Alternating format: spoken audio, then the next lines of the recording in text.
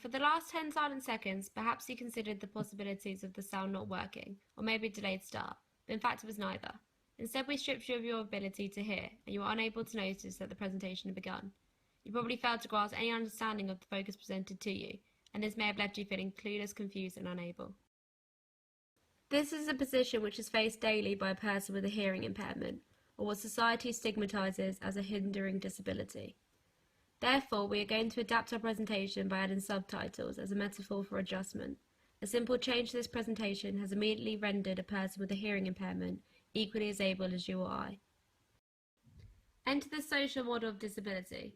If only such an adjustment could be adopted in society as a whole, possibly we'd realise those with impairments are not unable, and the only thing preventing this is our disabling society.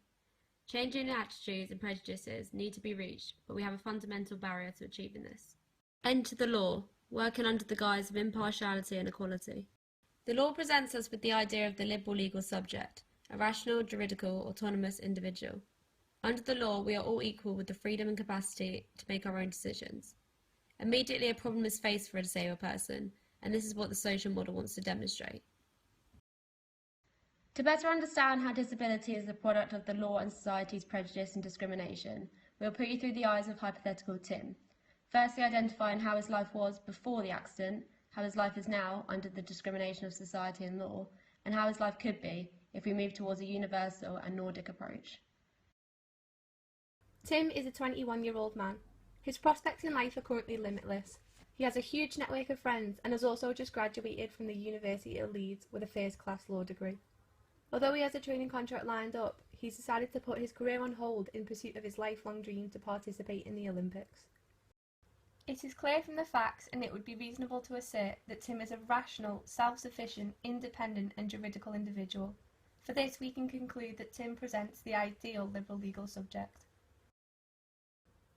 In a drastic turn of events, Tim is involved in a horrific car accident where he sustains permanent injuries. These impairments require him to now have permanent assistance in all aspects of his life. He is no longer self-sufficient or independent. We can ask whether his impairments affect his classification as a liberal legal subject. He is still the same person, but does society see him like this? Undoubtedly, law plays a key role in influencing society. Subsequent legislation has been developed to safeguard people with disabilities. The Equality Act 2010 identifies disability as a protective characteristic. The Equality Act specifies that employers cannot discriminate against a person on grounds of their disability, and that employers should make reasonable adjustments to facilitate disabled employees. We will now show through the eyes of Tim whether such laws have benefited his prospects in life. When Tim went for his interview, his performance was impressive. He filled the exact criteria required and in many ways excelled over the other interviewees. When questioned about his disability, he realized this could be a concern for his employer. The employers had a discussion of their obligations under the Equality Act. Then, Tim was offered the job. Tim doubted that the only reason he was employed was due to the enforcement of legislation. He began to question whether the employers pitied him.